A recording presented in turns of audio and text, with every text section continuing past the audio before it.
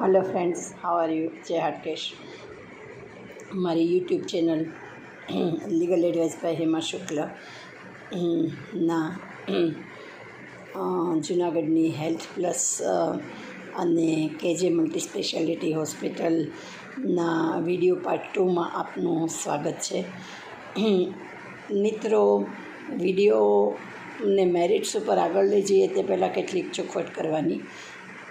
સૌથી પહેલી વાત તો એ કે આ એક પણ હોસ્પિટલ કે ડૉક્ટર સાથે મારે કોઈ લેવા દેવા નથી. એ લોકો મારા અંગત મિત્રો પણ નથી ને અંગત દુશ્મન પણ નથી. ઇનફેક્ટ હું કોઈને ઓળખતી પણ નથી, મેં કોઈને કે એમને મને જોઈ પણ નથી.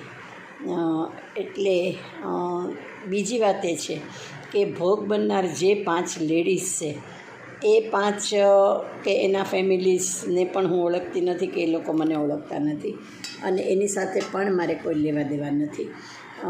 હા, મારી પાસે મેટર આવી હતી એ વાત ચોક્કસ છે, પણ અંગત રીતે મારે એ લોકો સાથે કોઈ પણ પ્રકારના સંબંધ કે પણ નથી. ત્રીજી વાત કે ચોખવટ કે આ તમામ મેટર છે એ અત્યારે નામદાર કોર્ટમાં પેન્ડિંગ અને સબજ્યુડિસ છે અને with due respect to all the courts including high court કે અત્યારે તો આ લોકોએ એન્ટિસિપેટરી બેલ ડૉક્ટરોએ ફાઇલ કરેલી છે. જૂનાગઢ ડિસ્ટ્રિક્ટ કોર્ટમાં એની તારીખ છે અને જે FIR નોંધાણી છે એની ક્વોશિંગની પણ એપ્લિકેશન હાઈકોર્ટમાં કરેલી છે. એટલે એમાં પણ તારીખ મુકરર થયેલી છે. એટલે મને ન્યાયતંત્રમાં સંપૂર્ણપણે વિશ્વાસ છે અને જે કંઈ થશે એ યોગ્ય અને મેરિટ્સ ઉપર જ થશે. એટલે એને અંગે પણ આ વિડીયોને એની સાથે કોઈ નિસ્બત નથી.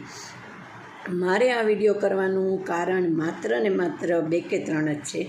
એમાં પહેલું કારણ કે હવે જે થઈ ગયું એ તો થઈ ગયું, એને એક આપણે ડેસ્ટિની કે ભવિતવ્યમ તરીકે પણ કદાચ માની કે સ્વીકારી લઈએ તો પણ હવે પછીના કોઈ આનો ભોગ ન બને કે આવી હોસ્પિટલની બેદરકારી, બેકાળજી, પછી જેને કહેવાય કે સેવા ખામી કે લૂંટ, એનો ભોગ ન બને. એક વાત એ, કોઈ પણ મા બનનાર સ્ત્રીનું આરોગ્ય કે જીવ જોખમમાં ન પડે.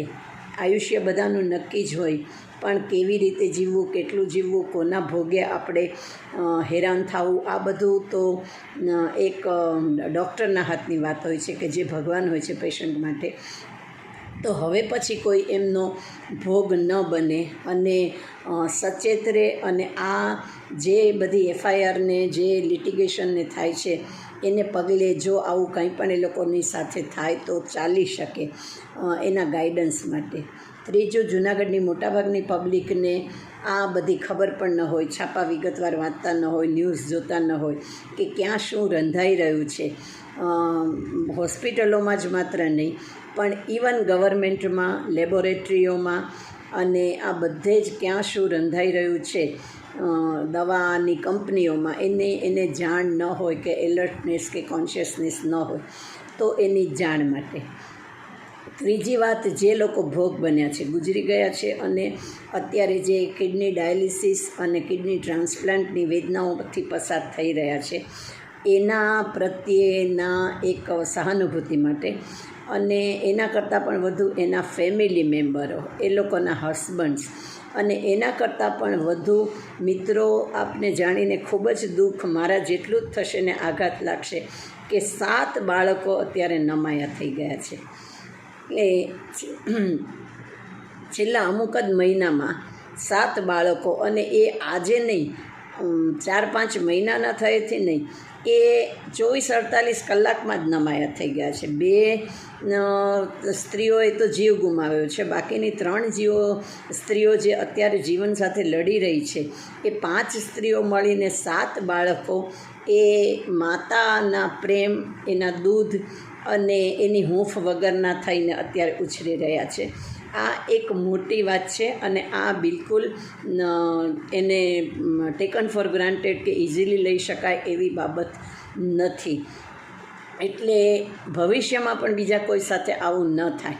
ડૉક્ટર્સને પોતાના ગુના, બેદરકારી અને બેકાળજીના પરિણામોનું ભાન થાય, ગવર્મેન્ટને ભાન થાય, આપ લોકોને ભાન થાય, એટલા માટે થઈ અને આ વિડીયોઝ હું કરી રહી છું. મારું અંગત એમાં કોઈ જ લેવા દેવા કે કોઈ જ સ્વાર્થ કે કોઈ જ દુશ્મનાવટ કે કંઈ નથી. આટલું આપની સાથે ચોખવટ કર્યા પછી આપણે હવે આ વિડીયોમાં આગળ વધશું. આપણે કહ્યું એમ કે 3 સ્ત્રીઓ અત્યારે જીવન મરણ સાથે ઝઝૂમી રહી છે, ડાયાલિસિસમાંથી પસાર થઈ રહી છે. 2 સ્ત્રીઓના કિડની ટ્રાન્સપ્લાન્ટની વિધિ ચાલી રહી છે, they are in the waiting list. એક સ્ત્રી ડાયાલિસિસ ઉપર છે, 2 જીવ ગુમાવેલા છે. અને એક સ્ત્રીના હસબન્ડ, હિરલબેનના હસબન્ડે આને અંગેની FIR B ડિવિઝનમાં દાખલ કરેલી છે. આ જે ગ્રાઉન્ડની પરિસ્થિતિ જે અત્યારની છે એ આ છે. હવે મિત્રો આપણે આગળ વધીએ તો પહેલી વાત તો એ છે કે જે આયુષ્યમાન ભારતની યોજના નીચે જે હોસ્પિટલોને લાયસન્સ આપવામાં આવેલા છે તો એમને પૈસા ક્યાંક ને ક્યાંકથી તો મળવાના જ હશે કે મળતા જ હશે. ગવર્મેન્ટ પાસેથી હોય કે પ્રાઇવેટ પાર્ટી પાસેથી હોય કે ગમે તે પાસેથી હોય, પણ એ કોઈ મફત સેવા નથી કરી રહ્યા. એ ગવર્મેન્ટ પાસેથી પણ પૈસા લઈને જ સેવા કરી રહ્યા છે કે આ યોજનાને અમલવારી કરી રહ્યા છે. એટલે આ ચોક્કસ પ્રમાણે ગ્રાહક સુરક્ષાના કાયદા નીચે પહેલાં તો સેવા ખામી છે સ્પષ્ટ રીતે. એટલે અને બીજી વાત કે ગવર્મેન્ટ પાસેથી તમે પૈસા લો, પ્રાઇવેટ પાસેથી પાર્ટી પાસેથી તમને મન ધાર્યા પૈસા ન ઓકાવી શકો, એનો અર્થ એ નહીં કે આવા જે પેશન્ટ હોય એના પ્રત્યે તમે તમારી ફરજમાં આટલી બધી ઘોર બેદરકારી અને નિષ્કાળજી દાખવો. ત્રીજી વાત કે તમને ગવર્મેન્ટ પાસેથી લિમિટેડ પૈસા મળે છે અને પ્રાઇવેટ પાર્ટી પાસેથી મળતા નથી.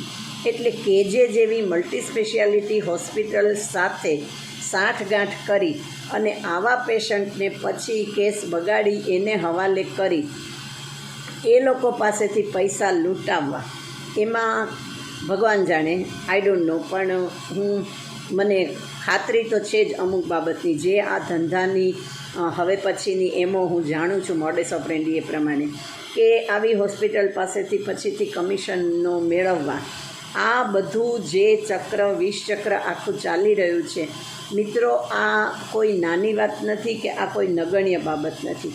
કોઈના જીવ સાથે રમવાની બાબત છે, એક બાળકને નિરાધાર નમાયું કરી દેવાની બાબત છે, એક કુટુંબની દીકરી છીનવી લેવાનું બાબત છે, એક કુટુંબની વહુ છીનવી લેવાની બાબત છે.